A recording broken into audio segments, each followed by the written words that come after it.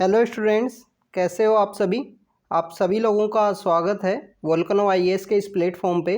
Students, अगर हम बात करें इस लेक्चर की तो ये लेक्चर हमारा एनसीईआरटी सीरीज़ का लेक्चर है, जिसके अंदर हम एनसीईआरटी सीरीज़ की जो बुक्स हैं उनको यहाँ पे आपको रीड करा रहे हैं। उनसे रिलेटेड जो समरी है या उनसे रिलेटेड जो एक्सप्लेनेशन है वो आपको बता रहे हैं। स्टूडेंट्स, अगर हम बात करें एनसीईआरटी बुक्स की तो NCERT books are so important for the UPSC examination because they are the fundamental, और फंडामेंटल होने की वजह से जो भी आपको अंडरस्टैंड करना है, किसी भी टॉपिक के बारे में बेसिक से आपको समझना है, तो उन सभी चीज़ों के लिए ये काफ़ी ज़्यादा इम्पोर्टेंट है। इसके अलावा स्टूडेंट्स, अगर हम बात करें इंडस्ट्रीज की तो प्रीलिम्स के लिए तो ये सब हमारे लिए इम्पोर्टेंट है ही है। इसके साथ मेंस में आपको GS1 का जो पेपर है, GS1 के पेपर के अंदर में अगर हम बात करें कि लोकेशन ऑफ इंडस्ट्री एक टॉपिक है, तो वहाँ भी आपके काम आएगा इंडस्ट्रीज वाला जो सेक्शन है वो। इसके अलावा स्टूडेंट्स, ये हमारा 8th क्लास की जो ज्योग्राफी की जो बुक है उसका ये सेकंड लास्ट चैप्टर है। इसके बाद में एक चैप्टर ह्यूमन डेवलपमेंट से रिलेटेड है, जिसके अंदर जो ह्यूमन डेवलपमेंट से रिलेटेड जो ह्यूमन ज्योग्राफी की जो बातें हैं वो बताई गई हैं। तो स्टूडेंट्स, हम स्टार्ट करते हैं इंडस्ट्रीज़ का जो ये लेक्चर है इसके बारे में। यहाँ पे अगर हम बात करें इस स्टूडेंट्स इंडस्ट्रीज़ की तो इसके अंदर स्टील, आयरन स्टील इंडस्ट्री, इसके अलावा कॉटन इंडस्ट्री के बारे में इसमें बताया गया है, एक्सप्लेन किया गया है। तो स्टूडेंट, सबसे पहले इंपॉर्टेंट बात आती है कि इंडस्ट्री एक्चुअली में होती क्या है। अगर आपका कोई भी ध्यान में आए कि सबसे पहले कि इंडस्ट्री होता क्या है। इंडस्ट्री बेसिकली वो एक इकोनॉमिक एक्टिविटी होती है जिसके अंदर गुड्स जो होते हैं उनका यहाँ पे प्रोडक्शन होता है, मिनरल्स का यहाँ पे एक्सट्रैक्शन होता है। इसके अलावा we have the iron and जो स्टील इंडस्ट्री हैं वो हैं हमारे पास में, कोल की माइनिंग इंडस्ट्री भी है, टूरिज्म इंडस्ट्री भी है। तो इंडस्ट्री डिफरेंट टाइप की होती हैं स्टूडेंट्स, जिसके अंदर गुड्स का चाहे प्रोडक्शन हो, चाहे मिनरल का यहाँ पे जो अर्थ के कोर या क्रश से एक्सट्रैक्शन हो। इसके अलावा टूरिज्म इंडस्ट्री हैं जो सर्विस बेस्ड इंडस्ट्री हैं। अगर हम बात करें कि जो कोचिंग इंडस्ट्री है, जो कोचिंग सेक्टर है, वो भी एक इंडस्ट्री के रूप में ही काम कर रहा है प्रेजेंट समय में, जिसके अंदर अगर हम बात करें कि यहाँ पे आपको बेसिकली जो एजुकेशन से रिलेटेड जो सर्विस है वो प्रोवाइड की जा रही है। तो स्टूडेंट्स, ये सभी जो इंडस्ट्रीज़ हैं डिफरेंट टाइप की होती हैं, डिफरेंट वर्क के ऊपर में डिपेंड करती हैं कि किस तरीके का वर्क है वहाँ पे, सर्विस बेस्ड वर्क है या प्रोडक्शन बेस्ड वर्क है, या आपका यहाँ पे कोई मिनरल का एक्सट्रैक्शन किया जा रहा है तो उससे रिलेटेड यहाँ पे बेस वर्क है। सबसे पहले इंपॉर्टेंट बात यह है स्टूडेंट्स की इंडस्ट्रीज जितने भी टाइप की होती हैं इनको यहाँ पे क्लासीफाई किया गया है, यहाँ पे अलग अलग सेक्टर्स में डिवाइड किया गया है। सबसे इम्पोर्टेंट बात यह है कि ये इंडस्ट्री जो क्लासीफाई की गई हैं ये किसी ना किसी के ऊपर बेस हैं। जैसे कोई रॉ मटेरियल बेस इंडस्ट्री है, कोई साइज बेस इंडस्ट्री है, कोई ओनरशिप बेस इंडस्ट्री है कि जॉइंट ओनरशिप में है या प्राइवेट में है या गवर्नमेंट का पब्लिक सेक्टर यूनिट के रूप में यहाँ पे वर्क कर रही है, वो इंडस्ट्री है। तो यहाँ पे आपको स्टूडेंट्स पता लगेगा कि जो इंडस्ट्री है उनको डिफरेंट टाइप्स में यहाँ पे इनको सेग्रीगेट कर रखा है, क्लासीफाई कर रखा है इनको यहाँ पे इंडस्ट्रीज़ को।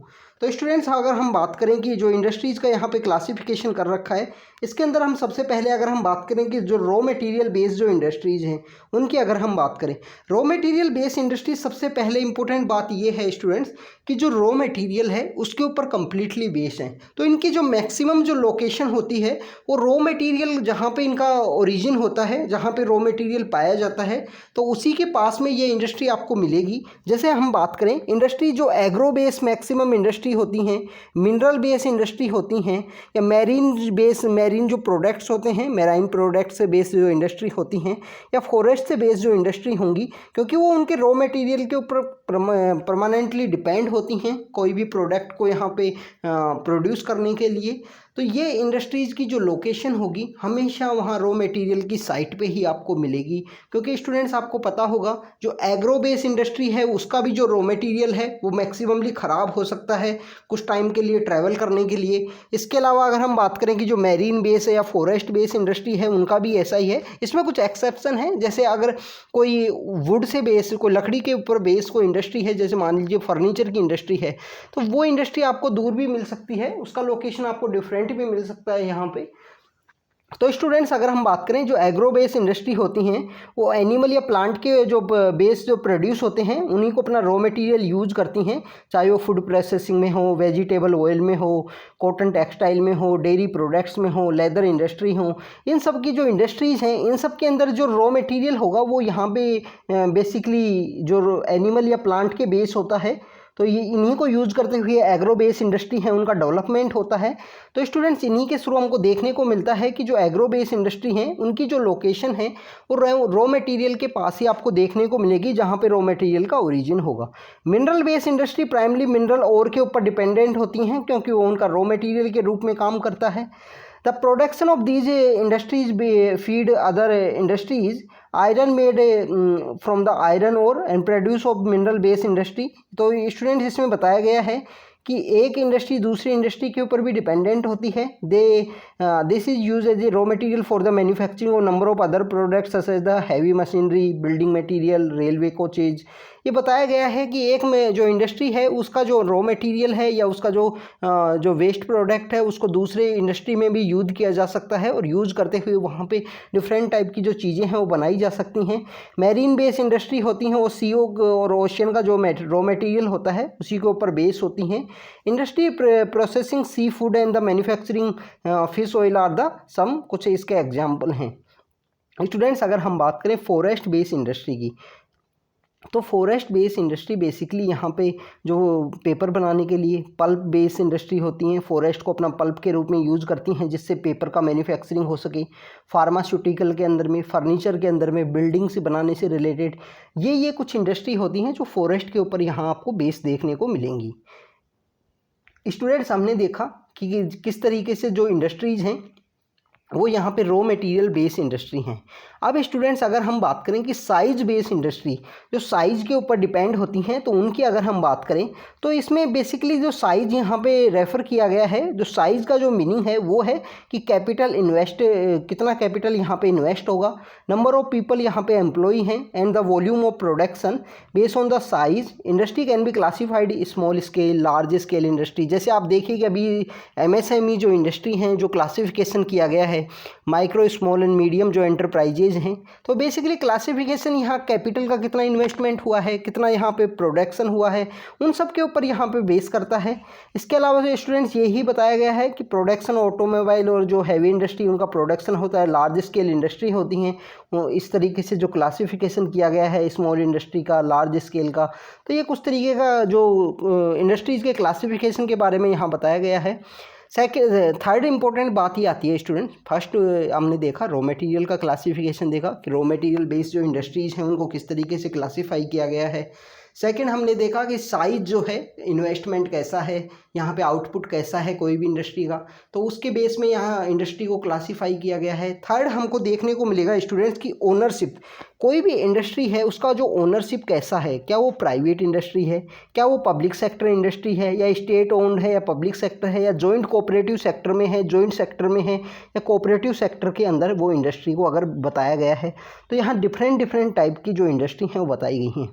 प्राइवेट अगर सेक्टर की इंडस्ट्री की बात करें तो इंडिविजुअल बेस या group of individual base industry होती हैं, कोई भी पर्सन है, बिजनेस करने का सभी को अधिकार है।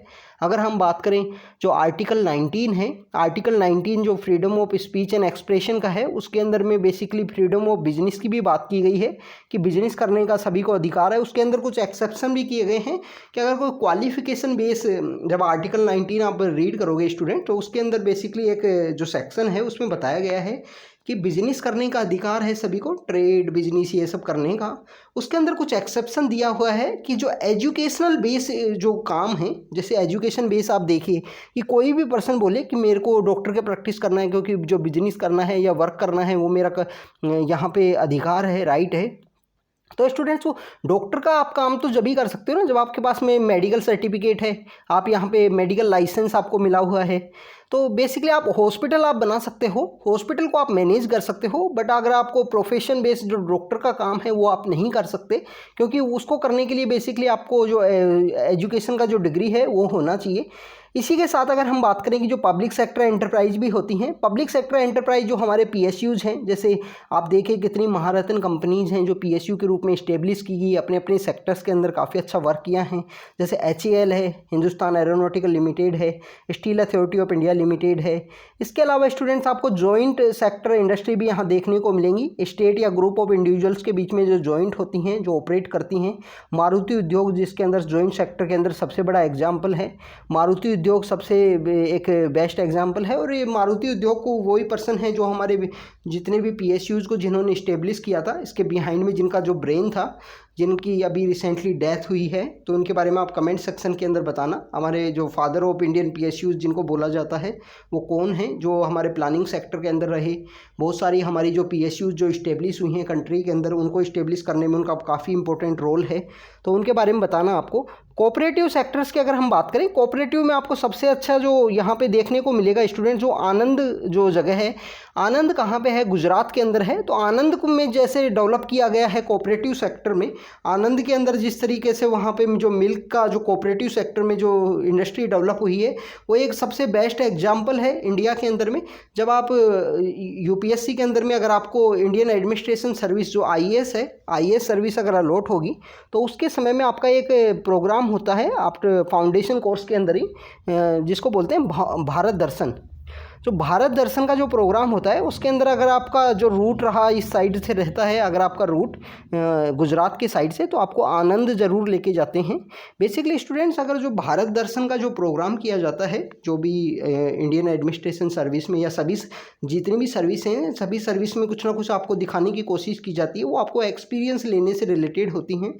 उनके अंदर आपको कुछ ना कुछ सिखाने के लिए बेसिकली वहाँ पे लेके जाते हैं। जैसे आप देखिए कि एक राजस्थान के अंदर एक NGO है MKSS, मजदूर किसान शक्ति संगठन, जो इंडिया के अंदर जो RTI जो आया था, राइट टू इन्फॉर्मेशन, उनके लिए उन्होंने बेसिकली काफ़ी ज़्यादा उन्होंने एजिटेट किया है, काफ़ी ज़्यादा प्रोटेस्ट किया है, काफ़ी ज़्यादा उन्होंने राइट टू इन्फॉर्मेशन के बिहाइंड में जो ब्रेन चाइल्ड था, जो उनका जो ब्रेन जो दिमाग था, वो MKSS ऑर्गेनाइजेशन का ही था। बेसिकली सोशल ऑडिट, इस तरीके की चीज़ें हैं। तो आपको इस तरीके के जो ऑर्गेनाइजेशन है वहाँ पे भेजा जाता है, वहाँ पे आपको कुछ ना कुछ सीखने को मिलता है। जैसे आप देखिए, आनंद जब आप जाओगे तो कोऑपरेटिव सेक्टर का जो वर्क है वो आपको दिखाया जाएगा उस समय में कि आनंद किस तरीके से है। जिस समय में जो हमारे जो फाउंडर हैं, जो मिल्क का रिवॉल्यूशन हुआ था इंडिया में, वाइट जो सफ़ेद क्रांति जिसको बोलते हैं, जिसके जो फाउंडर हैं वर्गीस कुरियन।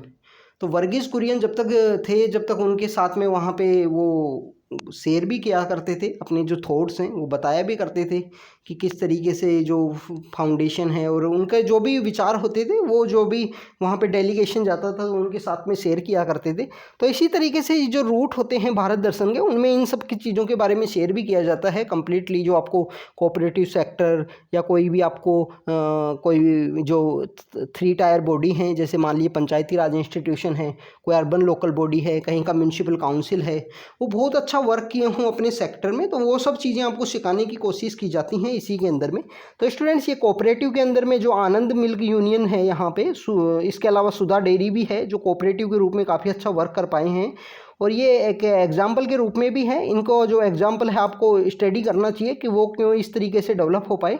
इसके अलावा स्टूडेंट्स, आपको पता होगा कि आनंद के अंदर ही इंडिया का जो रूरल मैनेजमेंट है, जो ग्रामीण हमारा जो क्षेत्र है, वहाँ पे एक इंस्टीट्यूट और लोकेटेड है, इंडियन रूरल मैनेजमेंट जो इंस्टीट्यूट है, IRMA जिसको बोलते हैं, वो वहीं पे लोकेटेड है। रूरल मैनेजमेंट के अंदर वहाँ पे MBA किया जाता है, और वहाँ पे जो बच्चे जो करके निकलते हैं, उनका जो नेशनल रूरल लाइवलीहुड मिशन जो होता है NRLM, उसके अंदर वो लोग बेसिकली वर्क करते हैं। और भी बहुत सारे सेक्टर्स हैं जिनके अंदर वो लोग जाते हैं। तो स्टूडेंट्स, ये हमने देखा यहाँ पे कोऑपरेटिव सेक्टर से रिलेटेड जो इंडस्ट्रीज हैं उनका।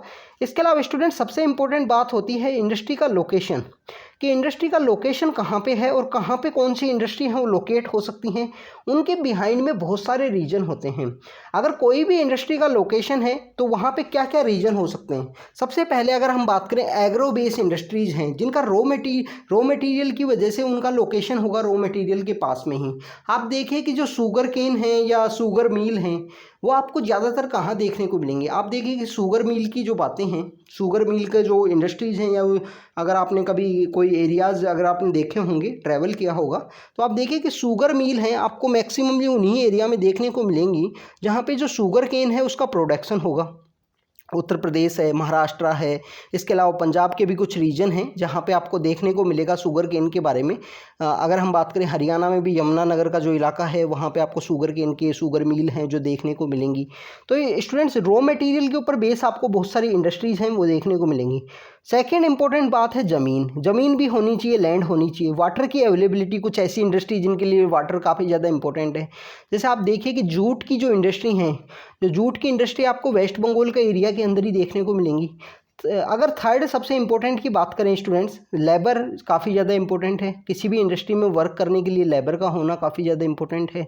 तो अगर जहाँ पे चीप लेबर की अवेलेबिलिटी है, वहाँ पे जो इंडस्ट्री का डेवलपमेंट होना काफ़ी ज़्यादा इजी होता है, काफ़ी ज़्यादा फीजिबल होता है।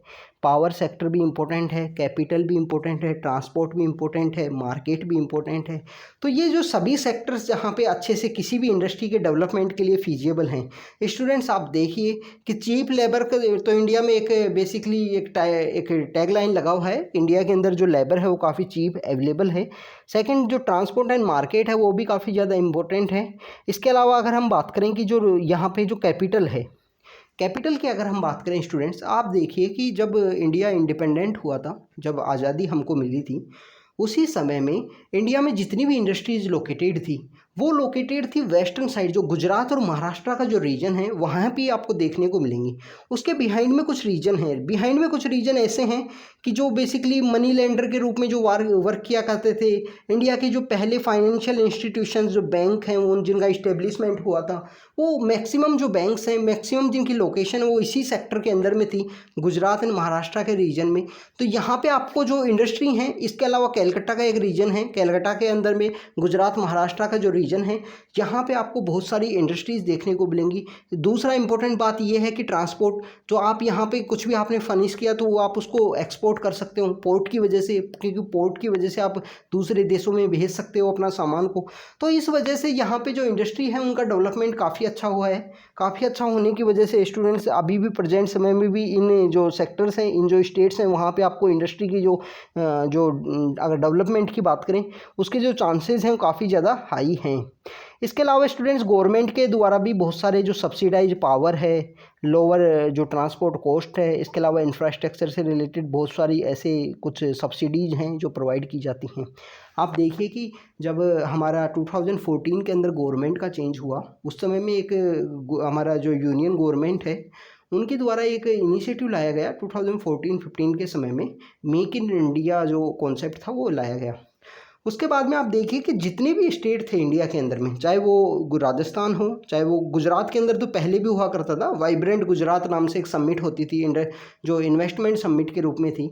इसके अलावा आप राजस्थान देख लीजिए, आप पंजाब देख लीजिए, उस समय में बहुत सारे स्टेट्स के अंदर में इन्वेस्टमेंट समिट्स होना स्टार्ट हो गई थी। और इन्वेस्टमेंट समिट्स हैं वो बेसिकली यहाँ पे जो बिजनेस है, बिजनेस से रिलेटेड जितने भी यहाँ पे हमारे जो पैरामीटर्स होते हैं उनको काफ़ी एक्सेसिबल बनाना, काफ़ी ईजिबल बनाना, कॉन्ट्रैक्ट का एनफोर्समेंट करना, सिंगल विंडो क्लियरेंस देना, ये सब जो चीज़ें हैं ये गवर्नमेंट के द्वारा जो स्टार्ट किया गया, इन सब पॉइंट्स के ऊपर वर्क करना स्टार्ट किया गया कि सभी इंडस्ट्रीज़ को इनवाइट किया गया कि आप आइए, आप यहाँ पे बिजनेस कीजिए।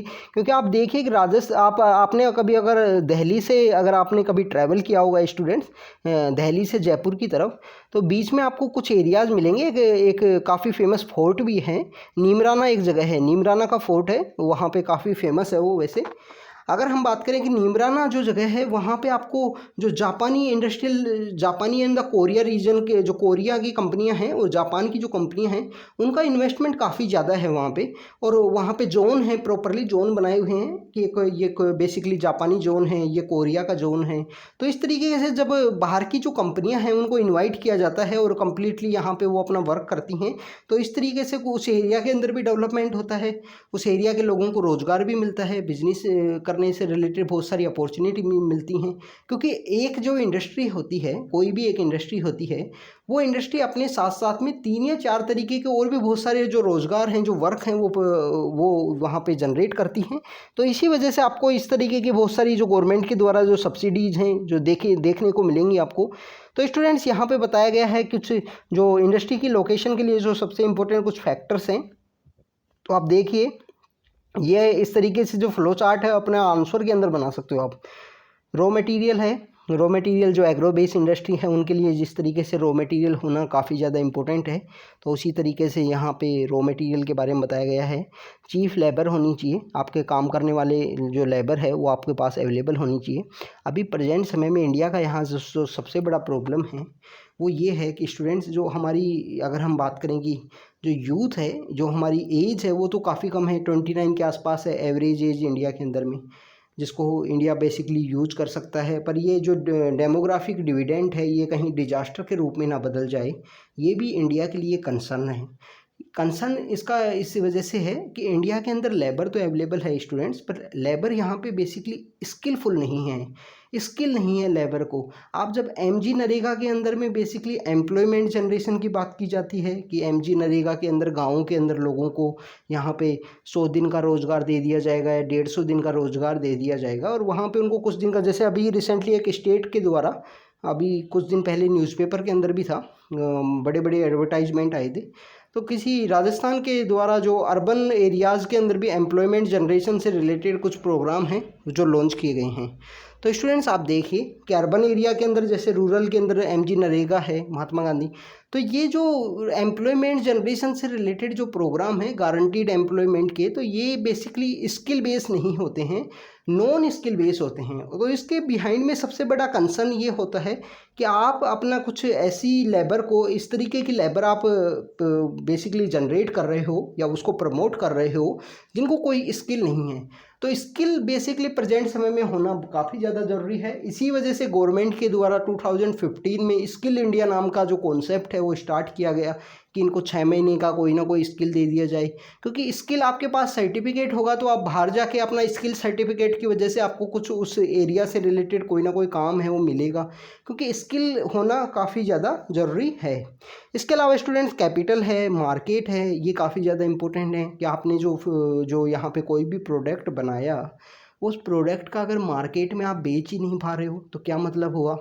जैसे आप देखिए कि इंडिया की पॉपुलेशन इतनी ज़्यादा होने की वजह से इंडिया बेसिकली यहाँ पे सबसे बड़ा मार्केट है वर्ल्ड का, क्योंकि चाइना के अंदर तो बाहर की जो चीज़ें हैं वो इतना ज़्यादा वहाँ वो लोग इम्पोर्ट नहीं करते हैं।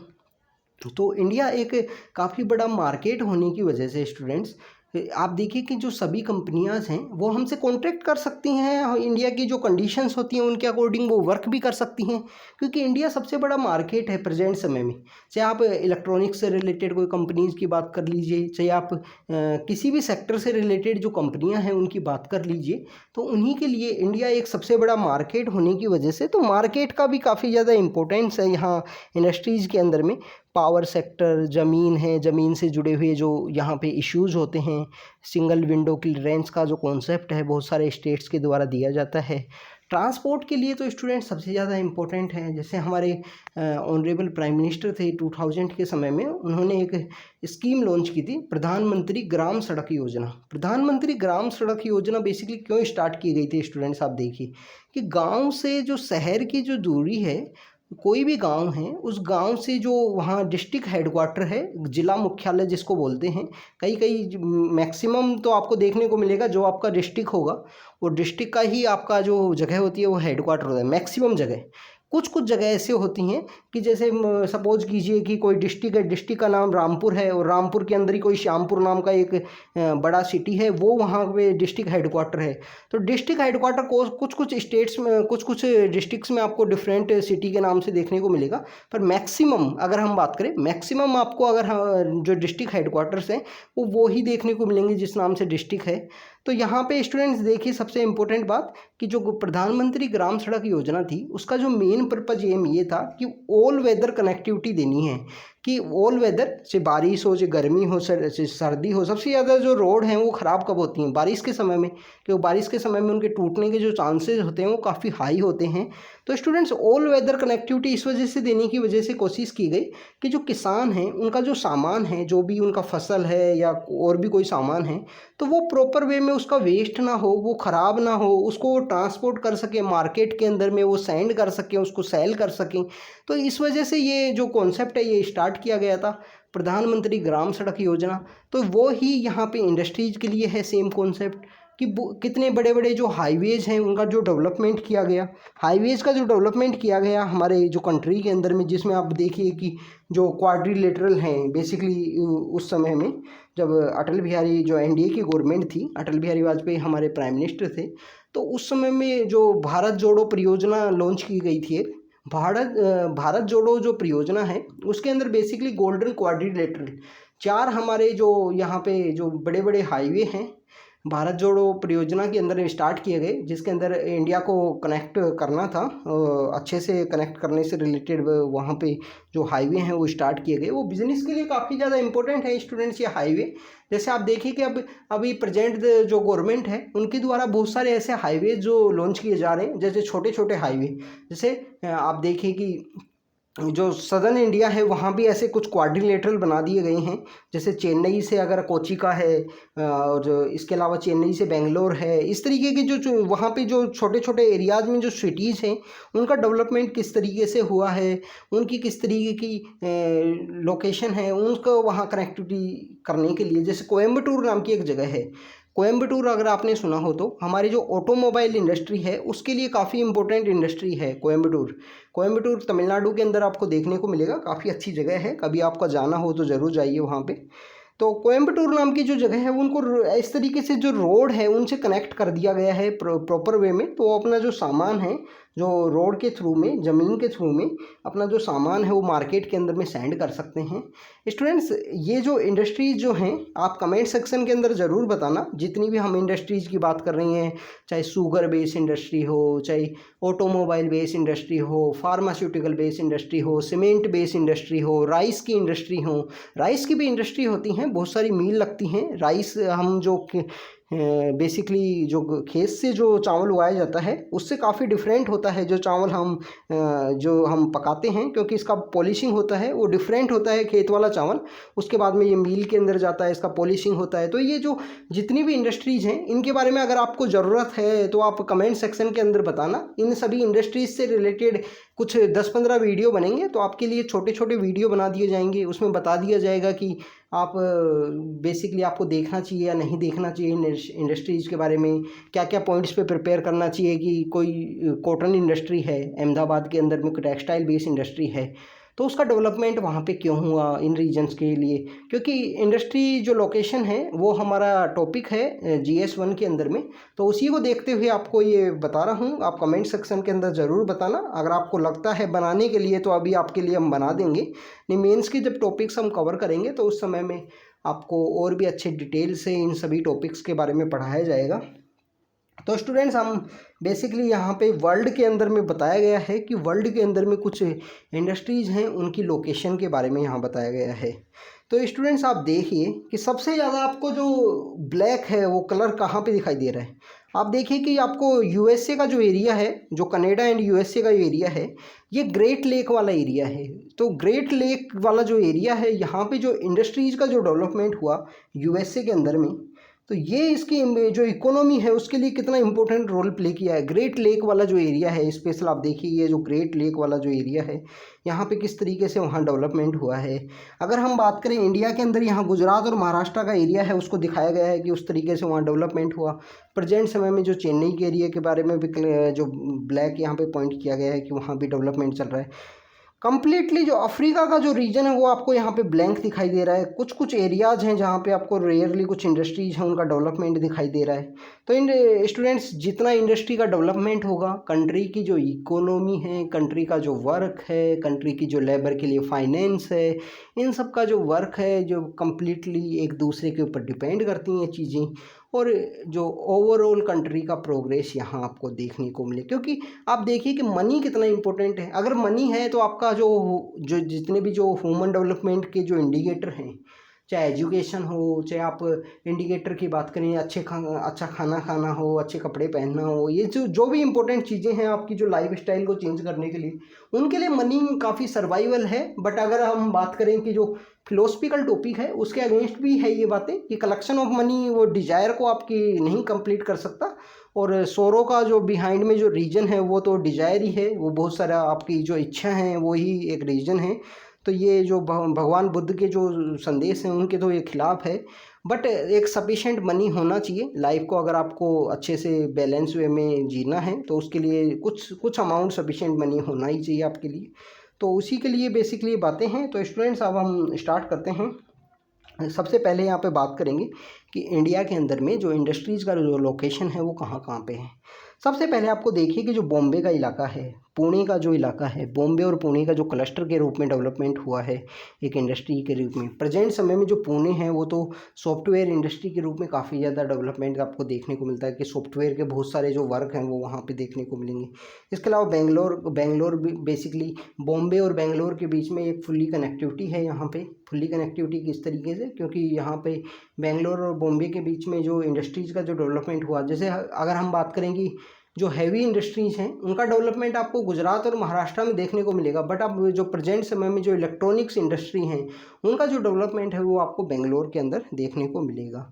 तमिलनाडु है, तमिलनाडु के अंदर तो बहुत सारे जो एरियाज़ हैं उनका भी रिसेंटली, जैसे हम बात करें कि तमिलनाडु के अंदर चेन्नई में हुआ, चेन्नई के पास थर्मल पावर प्लांट भी है एक। इसके अलावा स्टूडेंट्स आपको यहाँ पे जो कोयम्बटूर है वो आपको देखने को मिलेगा कि कोयम्बटूर में जो डेवलपमेंट हुआ है। हुगली का जो रीजन है, हुगली जो पंजाब में है, वहाँ भी आपको देखने को मिलेगा कि डेवलपमेंट।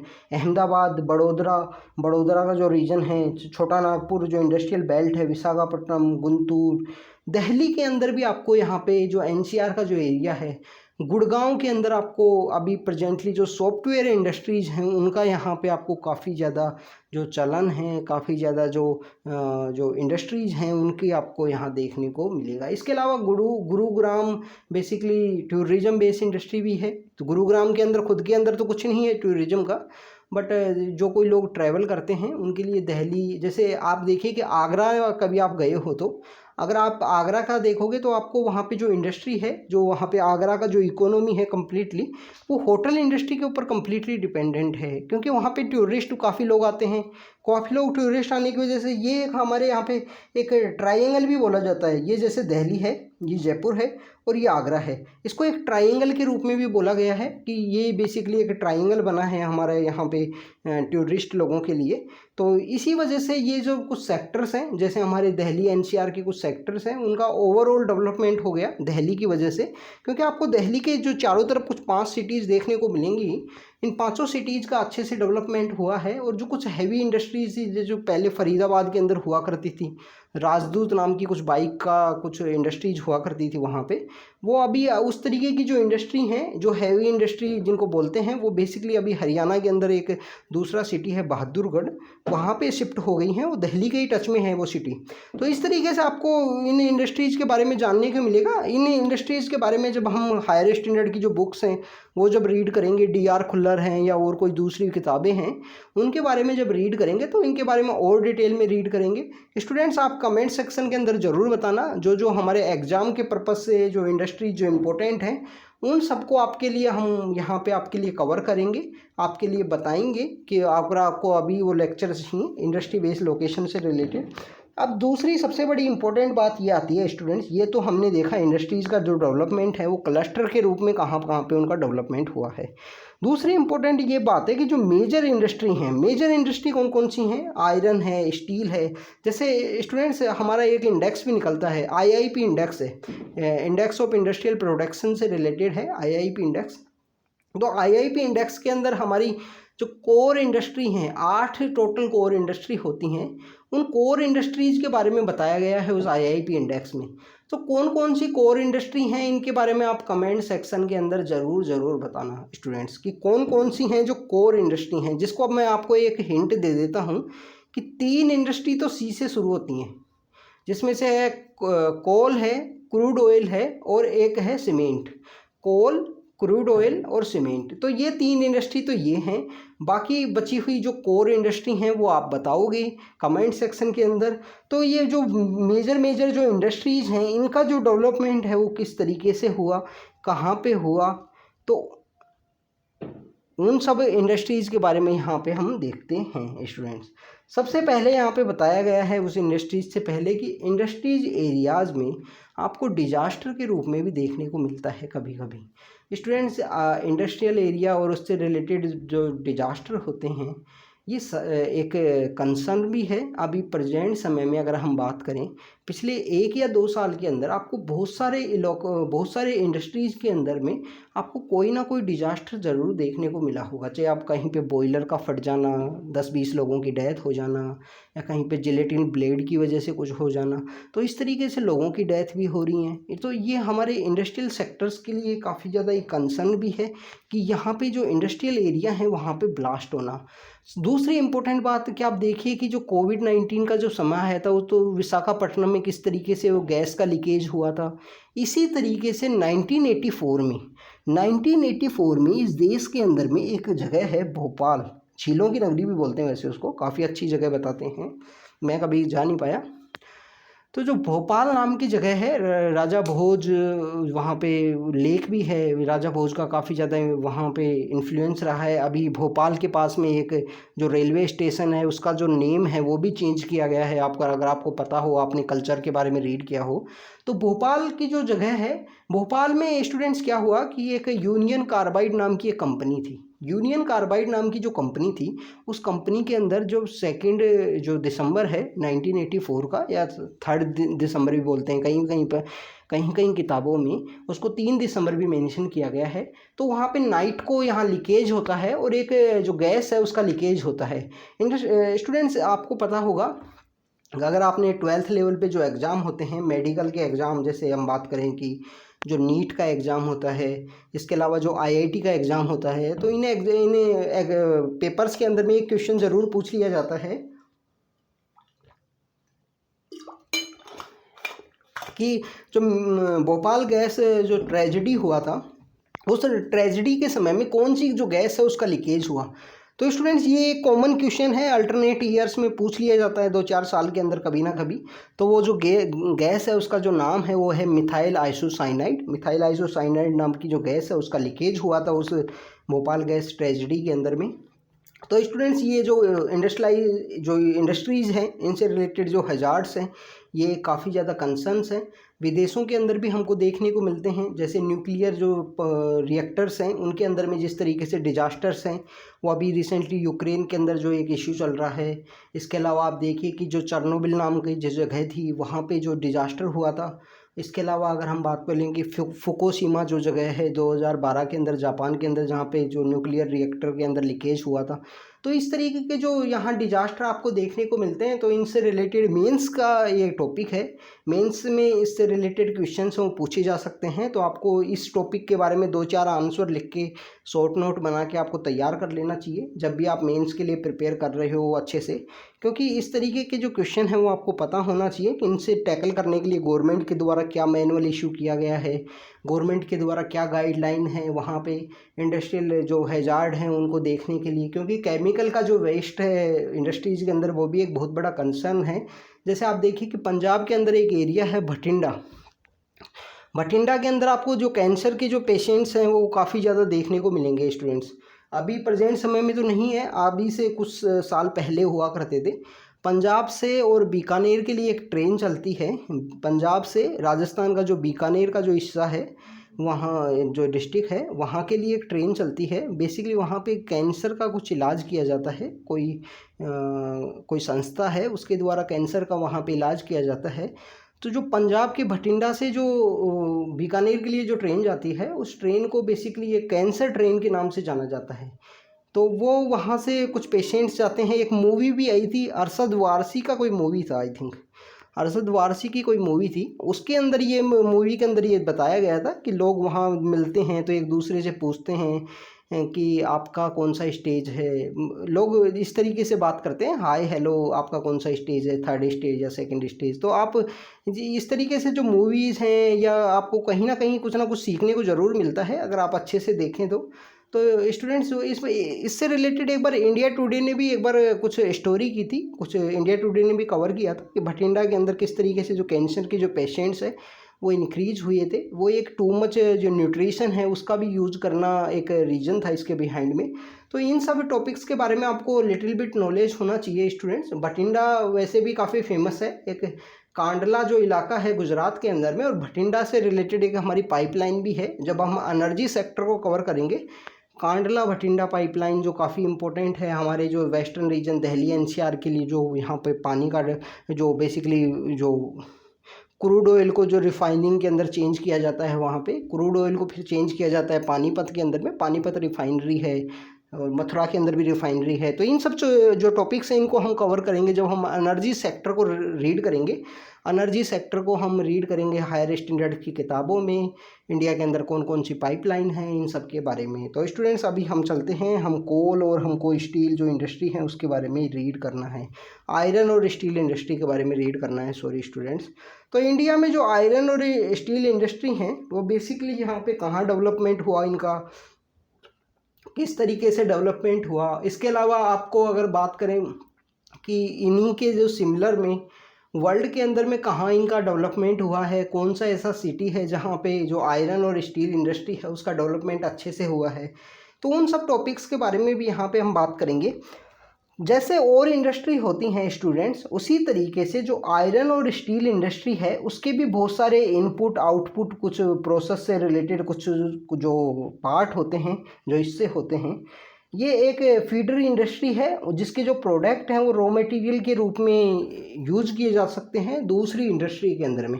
ऐसी इंडस्ट्री बहुत ज़्यादा इंडस्ट्रीज़ होती हैं स्टूडेंट, बहुत सही इंडस्ट्रीज़ होती हैं, क्योंकि इनके जो नियर बाई में आपको दो तीन तरीके की अलग अलग इंडस्ट्री आपको देखने को मिलेगी। जैसे आप देखिए कि जो गुजरात राजस्थान का जो एरिया है, मध्य प्रदेश भी जिसके अंदर में, यहाँ पे आपको जो ये रिफाइनरी प्रोडक्ट हैं इन सब से रिलेटेड बहुत सारी इंडस्ट्री देखने को मिलेंगी। तो इनसे रिलेटेड इनका एक प्रोडक्ट निकलता है नेप्ता। नेप्ता को यूज़ किया जाता है हमारी जो फर्टिलाइज़र से बेस इंडस्ट्री हैं उनके अंदर में। इसके अलावा वैक्स बेस इंडस्ट्री भी इनके ऊपर ही डिपेंडेंट हैं। तो इसी तरीके से जो आयरन और स्टील की जो इंडस्ट्री हैं, आयरन और स्टील की इंडस्ट्री आपको देखने को मिलेगी यहाँ पे जो फीडर के रूप में काम करती हैं। बहुत सारी इंडस्ट्रीज़ को यहाँ पे उनके लिए रॉ मटेरियल फिल करना उस तरीके का यहाँ काम करती हैं। The input for the industry inclusive जो रॉ मटेरियल आयरन वो और जो होता है लाइमस्टोन जो होता है वो कम्प्लीटली यहाँ रॉ मटेरियल के रूप में काम करता है। लेबर होनी चाहिए, कैपिटल होना चाहिए, साइट होनी चाहिए और अदर इंफ्रास्ट्रक्चर होना चाहिए। The process of converting iron और इनटू द मैनी स्टेज, ये यहाँ पे स्मेल्टिंग का जो प्रोसेस है जो बेसिकली आपको मेटलर्जी अगर आपने साइंस के अंदर रीड किया होगा अपनी 10th क्लास के अंदर में, तो वहाँ 10th क्लास या 12th क्लास के अंदर है मेटलर्जी का जो चैप्टर है उसके अंदर बताया जाता है कि मेटलर्जी का जो डेवलपमेंट है वो किस तरीके से होता है, किस तरीके से आयरन इंडस्ट्री इन सब के अंदर जो मेटलर्जी है उसको यूज किया जाता है। मेटलर्जी वैसे एक ब्रांच भी होती है इंजीनियरिंग के अंदर में, मेटलर्जी से रिलेटेड जो बीटेक करते हैं कुछ बच्चे। तो रॉ मटेरियल है उसको बेसिकली ब्लास्ट फर्नेस के अंदर रखा जाता है, वो वहाँ पे ये स्मेल्टिंग प्रोसेस के अंदर में जाता है। इसके अलावा रिफाइन होता है, आउटपुट ऑब्टेन किया जाता है स्टील का, विच में be use for other industry as a raw material के रूप में काम करता है। स्टील की अगर हम बात करें एक टफ रूप में होता है और ये easily be shaped, cut and made into the wire.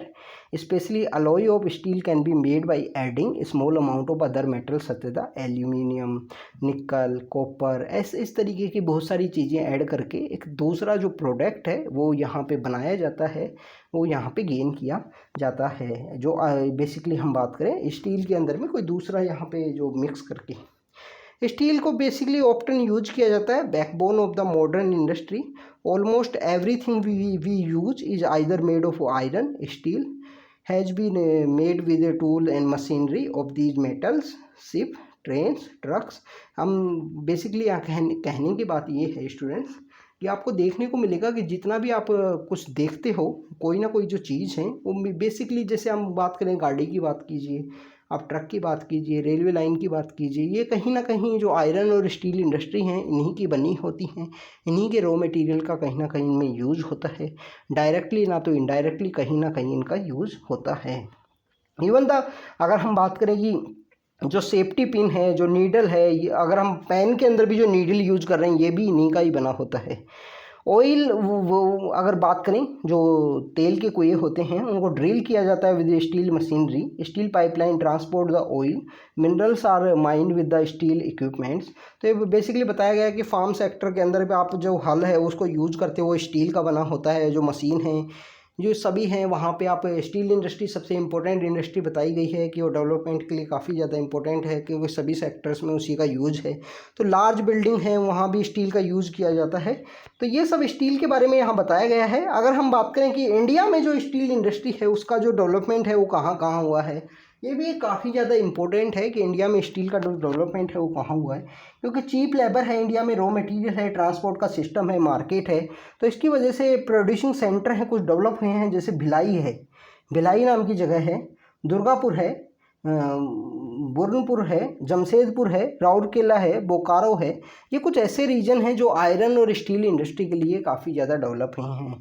Waste Bengal, Jharkhand, Orissa, Chhattisgarh, ये कुछ रीजन हैं। इसके अलावा अगर हम बात करें भद्रवती एंड विजयनगर इन कर्नाटका, विशाखापट्टनम इन आंध्र प्रदेश, सेलम इन तमिलनाडु, ये कुछ एरिया हैं जो लोकली वहाँ रिसोर्सेज का यूज़ करते हुए इन इंडस्ट्रीज में इनका डेवलपमेंट काफ़ी अच्छे से हुआ है। सबसे पहले हम बात करते हैं जमशेदपुर की। जमशेदपुर जो JRD टाटा के बेसिकली जमशेद नगर टाटा भी बोला जाता है इसको, टाटा इंडस्ट्री की वजह से। तो 1947 से पहले ओनली वन एक आयरन का और एक स्टील का प्लांट हुआ करता था। टाटा आयरन एंड स्टील जो कंपनी लिमिटेड हुआ करती थी, TISCO, it was privately own थी। आफ्टर इंडिपेंडेंस क्या हुआ कि government took the initiative and set up several iron and steel plant. TISCO was converted into 1907 at Sakchi near the influence of river जो Swarnarekha है and the Kharkai in Jharkhand. Later the Sakchi was renamed at Jamshedpur. तो साक्षी जो जगह है उसको बाद में जमशेदपुर नाम से कन्वर्ट कर दिया गया। और जोग्राफिकली जो है ये सबसे कन्वीनियंट जगह है आयरन और स्टील का सेंटर के रूप में, क्योंकि वहाँ पे रॉ मटेरियल अवेलेबल है, चीप वहाँ पे लेबर अवेलेबल है। इसके अलावा मार्केट के लिए जो ट्रांसपोर्ट सिस्टम है वो अवेलेबल है। इसकी वजह से यहाँ पे जो जमशेदपुर का जो एरिया है वहाँ पे अच्छा डेवलपमेंट हुआ इन सब चीज़ों का। इसके अलावा स्टूडेंट्स यहाँ बताया गया है कि किस तरीके से वहाँ यूज़ हुआ, कौन सी जो रेलवे लाइन है उनको यहाँ यूज़ किया जाता है, कोल का वहाँ पे यूज़ किस तरीके से किया जाता है। कोल की अवेलेबिलिटी भी काफ़ी अच्छी है, वहाँ पे कुछ माइंस हैं उनसे वहाँ पर कोल भी इनको मिल जाता है। इसके अलावा रिवर का भी वहाँ पे इन्फ्लुएंस है। तो ये कुछ बहुत सारी जो चीज़ें हैं वो मिलके इसका डेवलपमेंट किया जमशेदपुर का। और जमशेदपुर और कुछ ऐसे जो बेसिकली जो प्लांट्स हैं वो डेवलप किए गए।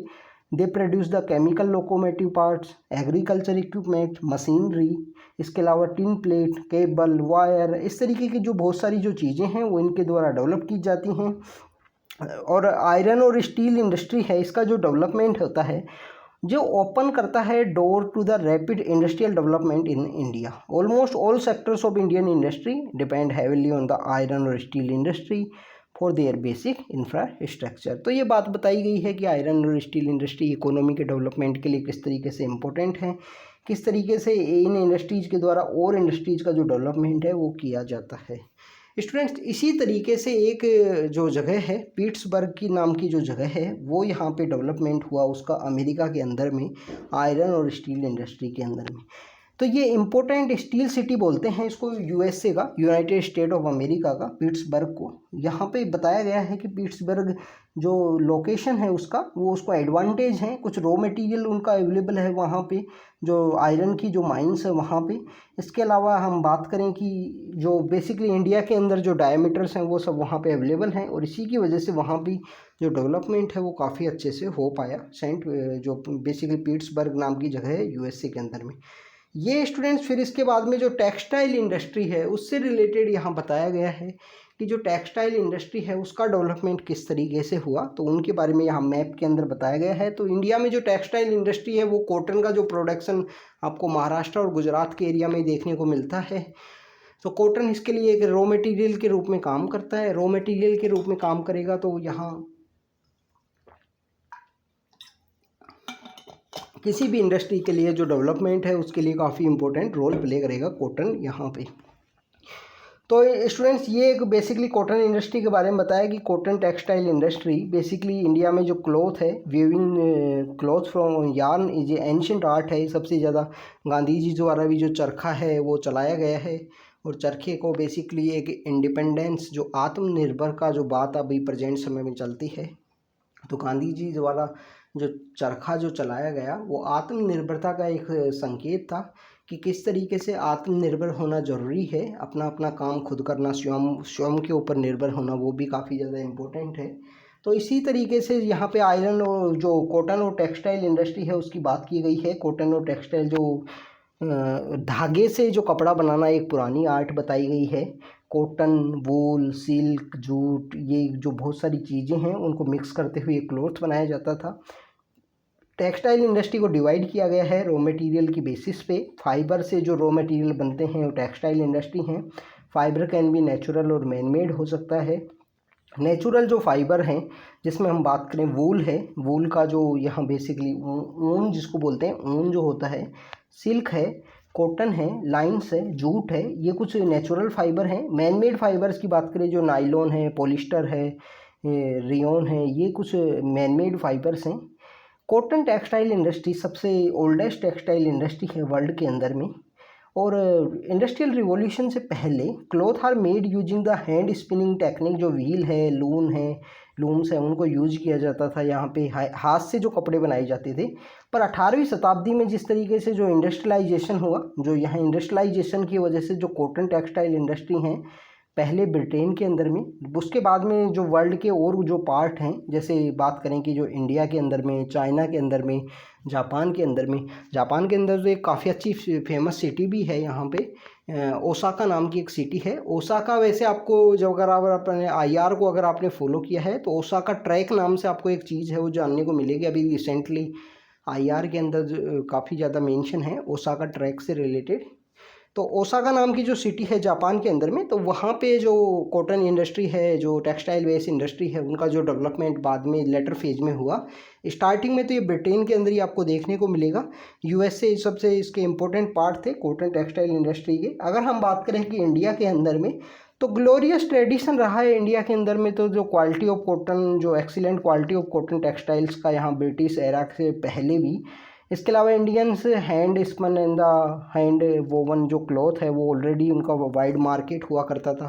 फिर जिस तरीके से यहाँ इंडस्ट्रियलाइजेशन हुआ, इंडस्ट्रियलाइजेशन होने की वजह से जो ब्रिटेन के अंदर इंडस्ट्रियलाइजेशन हुआ, तो इंडियन कॉटन को वो रॉ मटेरियल के लिए यूज़ करने के लिए उन लोगों ने बेसिकली क्या किया कि यहाँ पे रेलवे लाइन स्टार्ट की। रेलवे लाइन के थ्रू यहाँ से वो कॉटन लेके जाते। कॉटन को पहले कलेक्ट किया जाता, कलेक्ट करने पूरे देश के अंदर रेलवे लाइन चलाई गई। फिर उसके बाद में उस कॉटन को हर सेंटर से, हर डिस्ट्रिक्ट से, हर एरिया से उसको कलेक्ट किया जाता। उसको फिर वहाँ से जो यूरोप है वहाँ सेंड किया जाता। वहाँ पे जो अच्छे इंडस्ट्रियलाइजेशन होने की वजह से वहाँ अच्छी अच्छी मशीनें आ गई थी। अच्छी अच्छी मशीनें आने की वजह से उसको एक फिनिश प्रोडक्ट के रूप में फिर इंडिया सेंड किया जाता और फिर इंडिया में यहाँ बेचा जाता। तो रॉ मटेरियल भी हमारा ही था और उसको फिनिश प्रोडक्ट के रूप में यहाँ सेंड कर दिया जाता।